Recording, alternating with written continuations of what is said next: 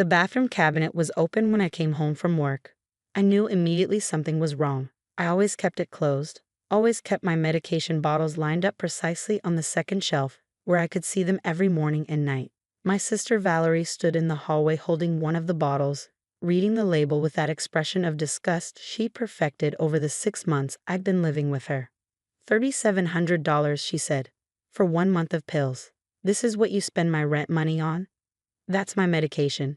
It's covered by insurance, and I pay you rent. $500 a month doesn't cover the emotional drain of living with someone who's constantly sick.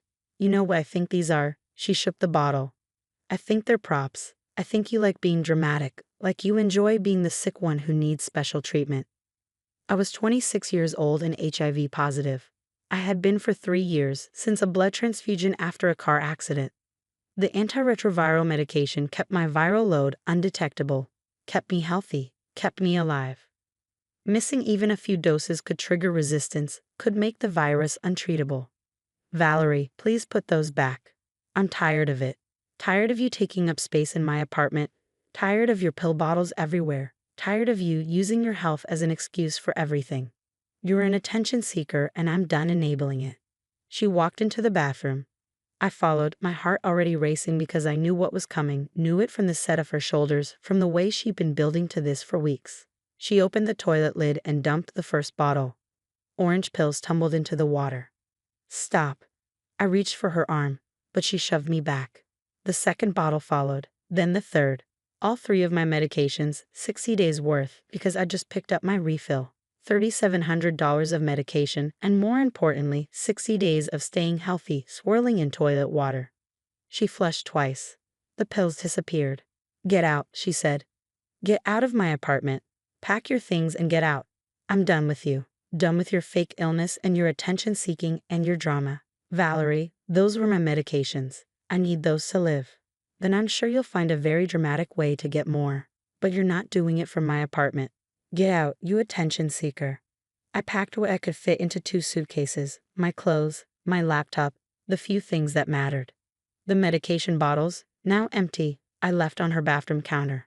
Evidence of what she'd done, though I knew she'd just throw them away. I had $400 in my checking account. No family besides Valerie, who was changing the locks behind me. No apartment of my own. No backup plan. I called my caseworker from the clinic where I received treatment. She helped me access emergency housing and put me on a waiting list for a patient assistance program to replace the destroyed medications.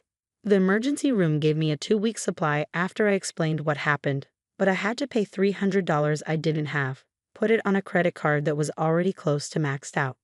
I stayed at a friend's apartment for 2 weeks, then on a friend of a friend's couch for a month, then in a room in a house with 5 other people, sharing one bathroom, paying week to week because I couldn't afford a security deposit.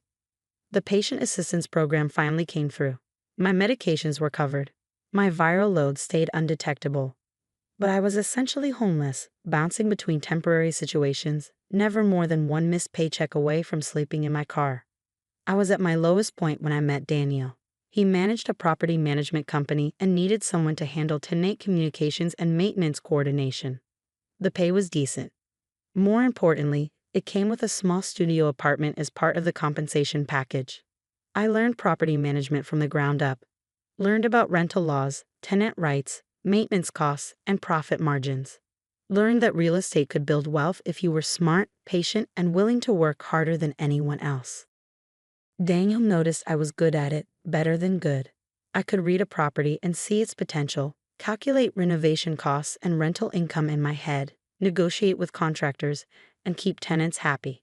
You should buy something, he said one day 18 months after I'd started. Fix it up, rent it out. Start building equity instead of just managing other people's. I had saved $11,000. It wasn't much, but there were programs for first-time buyers, small down payment loans.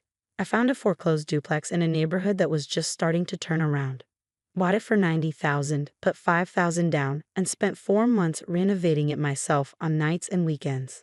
I rented both units for $1,400 a month each.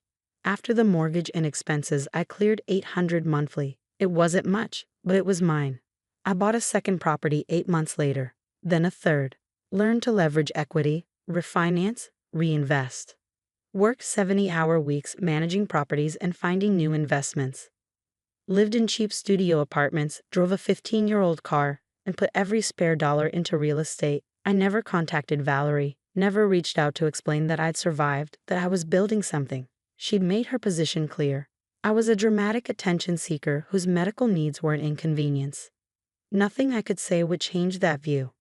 4 years after she'd flushed my medication and evicted me, I owned 17 rental properties totaling 62 units. My net worth was approaching $2 million. I'd gone from homeless to financially secure through obsessive focus and strategic investment.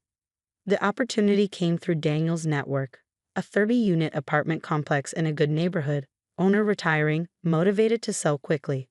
$3.2 million. I could swing it with my portfolio as collateral and 2 investor partners taking minority stakes. I walked through the property with my real estate agent, assessing needed updates and calculating numbers. Good bones, solid tenant base, room to increase rents modestly after renovations. It would be my largest purchase, my move into commercial property ownership. Current rent roll is strong, my agent said, showing me the spreadsheet. 95% occupancy, most tenants long-term. I was scanning the tenant list when I saw it. Unit 2C, Valerie Morrison. Lease start date, 7 years ago. Monthly rent, $1,600. My sister lived here, in the building I was about to buy. Give me a minute, I told my agent. I pulled up the full tenant file on my phone. Payment history showed consistent on-time payments for years. Then 2 months ago, the pattern broke. 1 late payment with fees. This month, nothing yet. 15 days overdue.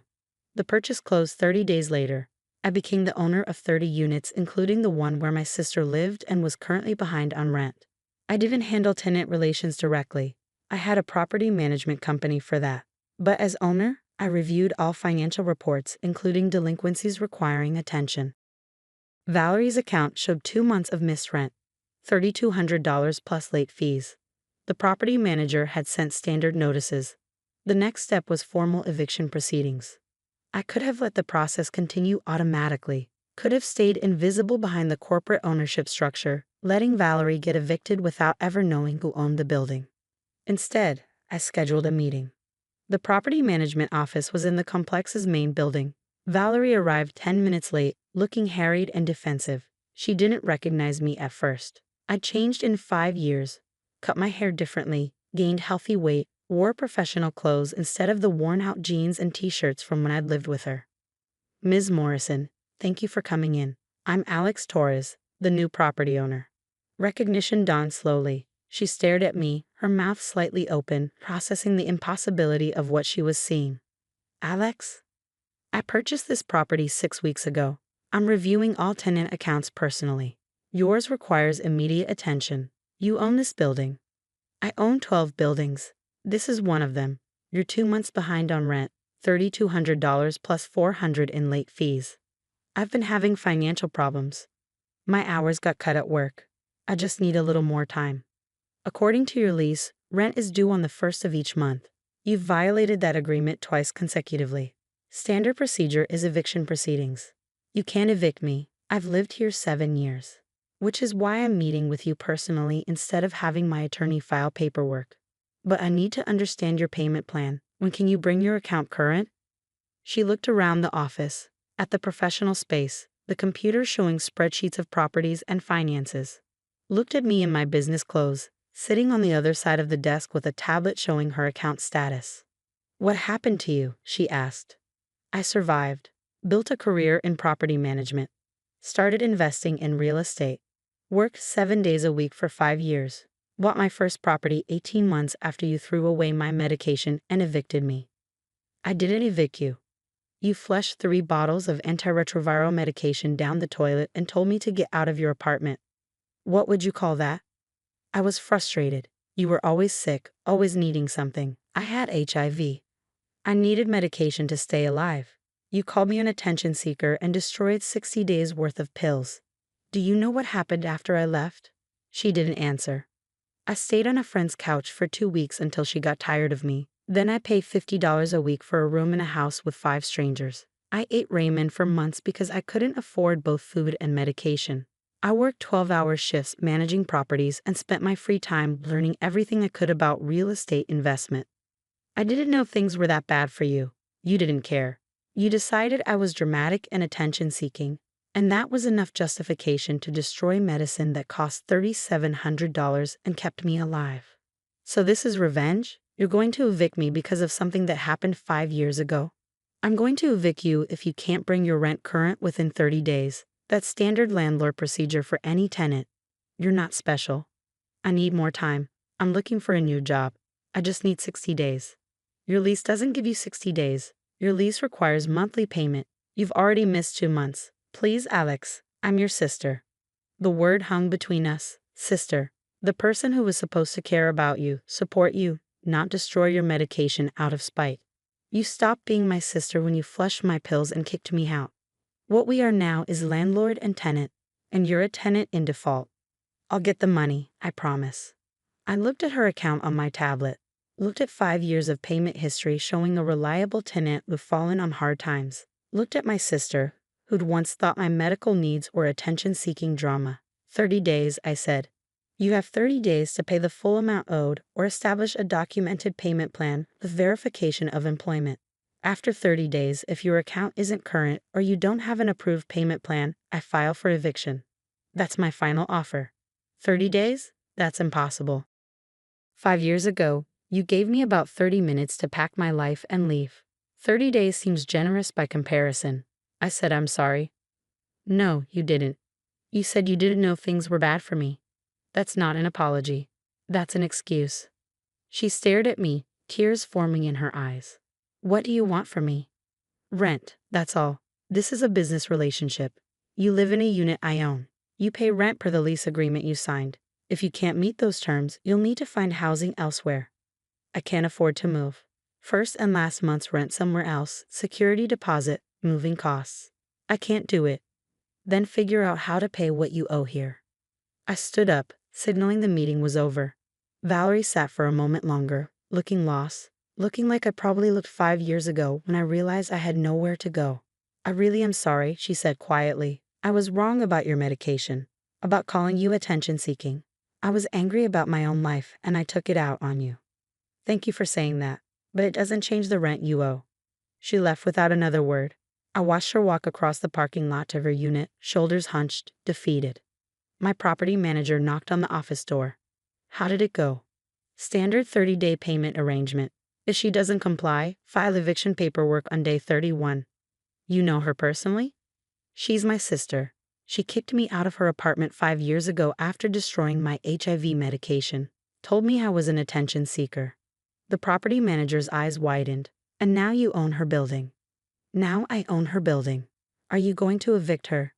I'm going to enforce the lease terms. If she pays, she stays. If she doesn't, she goes. Same as any other tenant. Valerie paid. She got a second job, worked doubles, and brought her account current with 3 days to spare. She stayed current ever since. I see her name on the monthly rent roll, Unit 2C, payment received on time. We've never spoken again after that meeting. She pays rent to my property management company. I own the building she lives in. That's the extent of our relationship. Sometimes I drive by the complex and think about the trajectory from her bathroom floor, picking up pill bottles she'd emptied into the toilet, to the office where I reviewed her delinquent account as her landlord. 5 years from homeless to property owner. From attention seeker to the person who decides if you keep your housing. I didn't do it for revenge. I did it for survival, for security, for the certainty that I'd never again be vulnerable to someone deciding my medical needs were dramatic. But there's a particular satisfaction in knowing that the sister who once controlled whether I had a place to live now depends on me for the same thing. She thought I was seeking attention when I needed medication to survive. Now I'm the one deciding if she survives the rental market. Not revenge, just business. And the rent is due on the 1st of every month.